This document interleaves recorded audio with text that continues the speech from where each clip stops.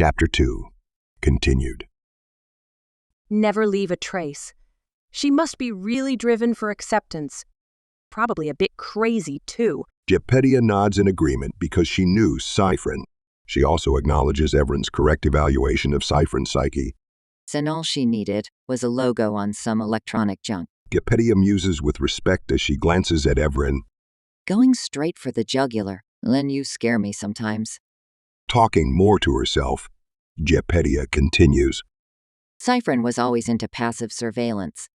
She created huge architectures to filter and store data, but she never was good at implementing. Her printing plans were always sloppy. Look at these seams. Evren is not listening.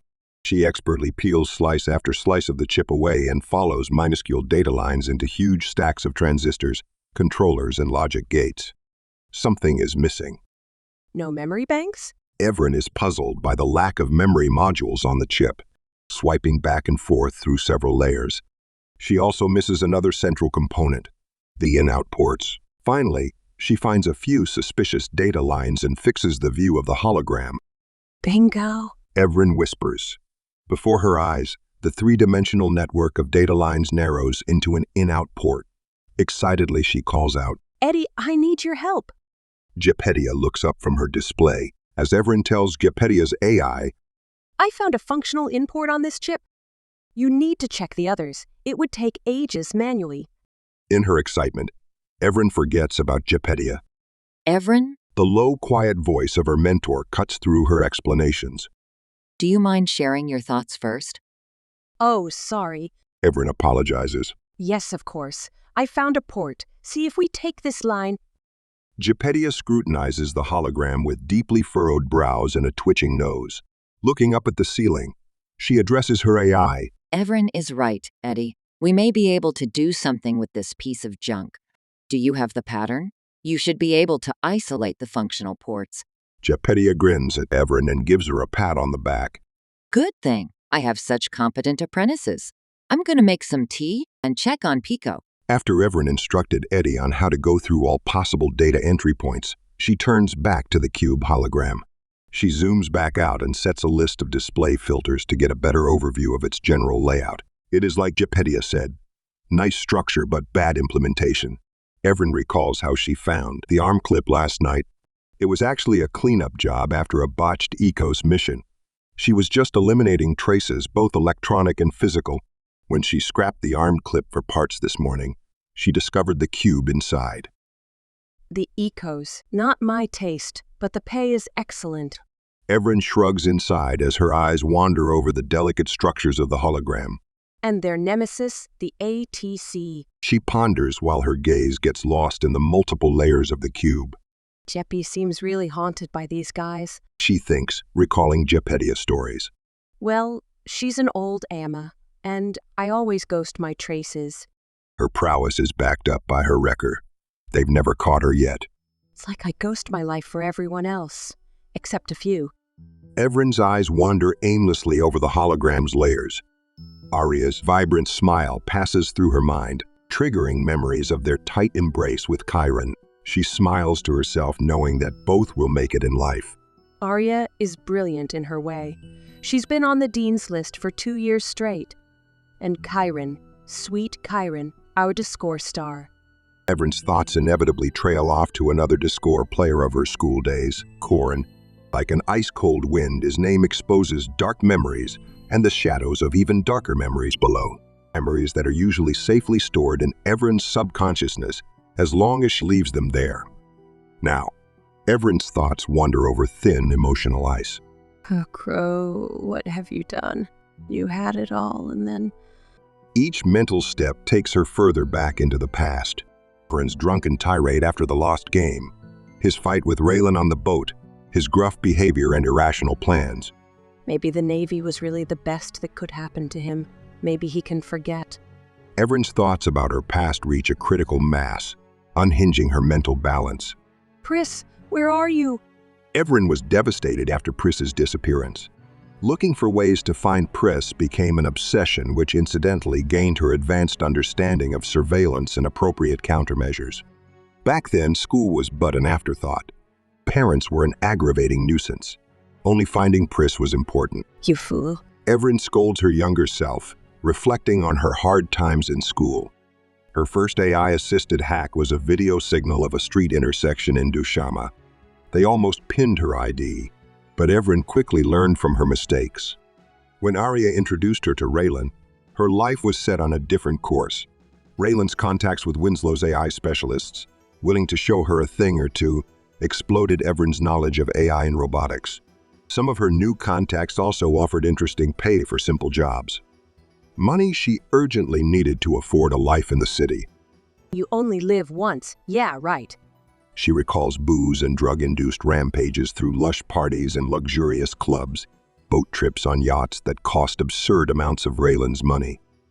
And being embraced by Arya and Raylan, enjoying their laughter and the freedom of a teenage dream. But life goes on after the thrill of living is gone. Evren sighs and impatiently taps the counter with her fingers. I'm sorry, Evren.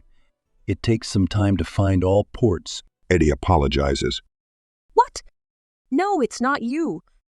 I was just thinking about something else. It's all good. Evren smiles at the silvery half-sphere. To her, Eddie is like the older crow uncle. Set in his ways, but really helpful sometimes. After a while, Eddie's sonorous voice sounds through the shop. I isolated a total of 3 functional entry ports. Beams of light shoot out of Eddie's half-dome to form a hologram of the whole cube right next to Evren. Data interconnects are highlighted in blue against a gray background. We can splice into this line and receive here, or here.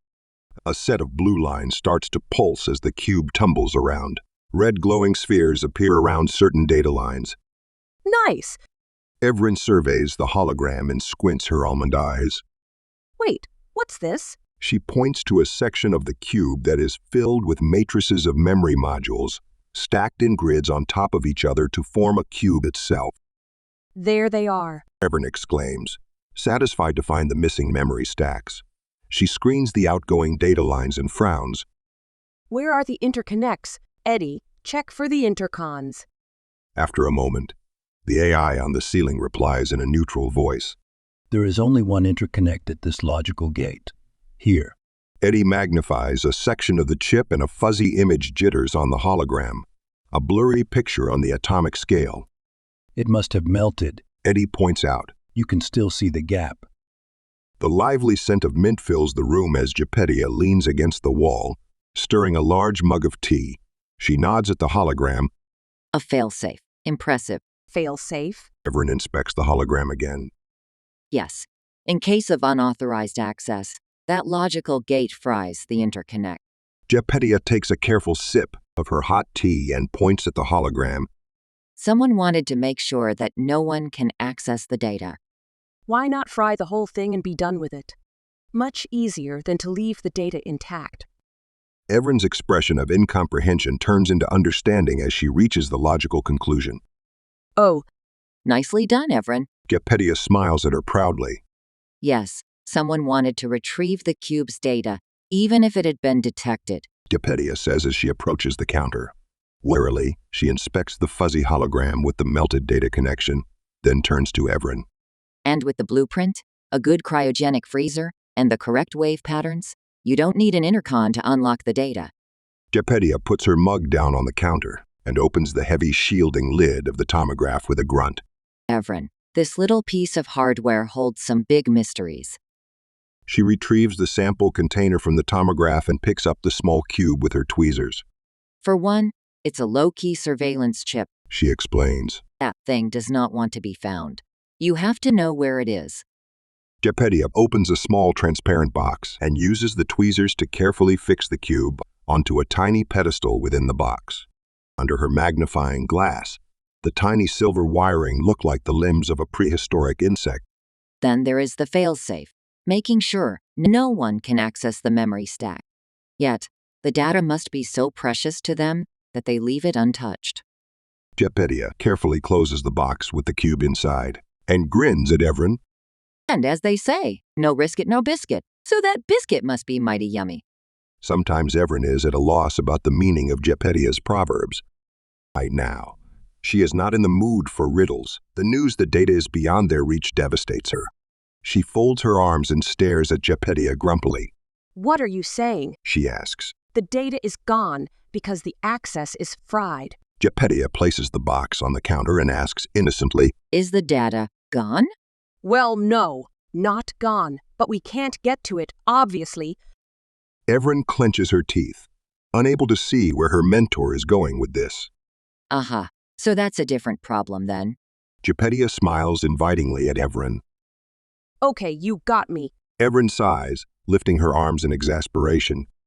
Although she loves their technical banter, Gepetto sometimes falls back into her academic attitude. Evren always feels like a child, being led through a dense forest of arguments. I have no idea, seriously. What are you talking about? She asks, irritated. Gepetto touches Evren's arm and looks up at her sincerely. I'm sorry, Evren. I didn't want to stump you. You've been at the university for too long. Evren retorts, but then smiles at her mentor. So enlighten me, oh wise one. Well, since we don't have the wave patterns, we need a new intercom. Gepetto suggests, as if that would be an easy thing to do. Print a single interconnect? Evren asks, surprised. That's a print of 6 by 12 microns? In an already existing structure? Forget it. How would you get in? No AI can supervise that. I can. Pico pulls the drapes aside and joins Evren and Gepetto. Evren's head whips around to Pico. You can supervise 3D precision printing? Yes, Pico has made some nice paintings with a printer in Central. Gepetto attests to Pico's skills. You should have a look at them. Gepetto beams with pride at her puppet. Nice pictures. Pico says. Here. The puppet raises its arm, and a flurry of holograms shoot up from its arm clip. Evren is speechless. The holograms show graceful constructions on the atomic scale, with different atomic elements woven into strange and fragile 3D sculptures. Damn, Pico! Evren calls out, amazed at the scale and precision of Pico's sculptures. No swearing. Eddie's voice sounds from the ceiling. I know, damn, Eddie. The puppet looks up at the AI's half-dome and explains to the older AI. Evren is nice. It's a compliment. Then Pico looks back at Evren and tells her, Thank you, Evren. Well, you're welcome? Evren tries to keep up with Pico's speed of reasoning. But Pico is already busy running around the shop and playing with toys here and there. He can really do that? Evren whispers in awe as she watches Pico kneel to pick up a fluffy toy. Yes, I have seen sculptures where he balances whole crystal lattices on a base of only 4 atoms. Pico is an artist like no other. Gepetto's pride is mixed with the fear of losing him to the world. She sighs. I hope the world will treat him accordingly. Do you want to set him free? Someday. Evren softly asks her mentor while she watches Pico play. That's not my decision. It's his. But yes, I see that day coming. But not yet. He knows he's different. He must first learn to accept it. Pico is deeply in play with a fluffy tiger in one hand and a unicorn in the other. The unicorn is apparently not okay with the tiger on its back, because Pico lets the unicorn wildly buck. The fluffy tiger is sent flying through the shop. Gepetto lowers her gaze down to the counter to look at the small transparent box. She tentatively taps its surface with her finger as though expecting heat. Am I really worried about this thing? She thinks. Or am I just getting too old for this? Gepetto picks up the box and squints at the small cube inside. Her reputation in the private sector shields her against unruly customers, but the ATC. They better never find out. With a little grunt, Gepetto makes her decision and turns to face Evren. We could just let this one slide, you know? She holds the box directly up to Evren's face. No way. I have to know. Evren rejects Gepetto's request, shaking her head defiantly. The insane idea of being able to reconstruct data from a burned chip excites her beyond her wildest dreams. I'll do it alone. If you show me how. Gepetto returns Evren's determined gaze and lowers the box into Evren's hand, still looking into her eyes. If we do this, there may be consequences. Gepetto tells Evren as she steps back. She activates her arm clip display, gazing intently at her young friend. Hard consequences. Beyond not getting paid, she adds. safety may be an issue. Her voice is now surprisingly hard and businesslike as she swipes through a list of contacts on her display. Everin feels a chill running down her spine, but curiosity prevails. I know. She answers quietly. Well then, Gepedia looks up from her display, suddenly grinning at Everin. glad we got that out of the way. So, what do we do now? Everin asks, unsure about Gepedia's sudden mood change. Let me make a call. Gepedia replies. We'll have to book time on the MK4, but I got a good friend at the robotics division. I'll be right back. Gepedia walks into the back room while the call starts. Hey, Kellyanne, my main crow. She cheerily greets her friend. How are you doing? Everin stands at the counter and slowly rotates the transparent box around its axis in her hand. The box seems heavier now. Listening in through the open drapes, she hears Gepedia exchange small talk with a technician from the university. Everin, Pico looks up at her with its eternal smile.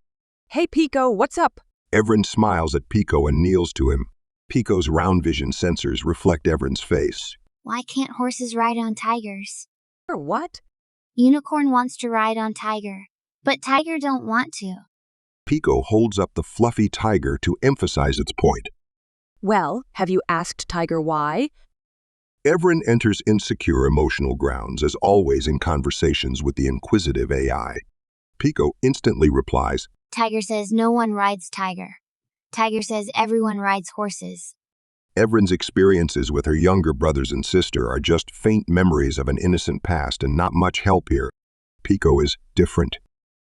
She takes a deep mental breath to dissect the multiple levels of their talk, but Pico already advanced. Do horses ride horses?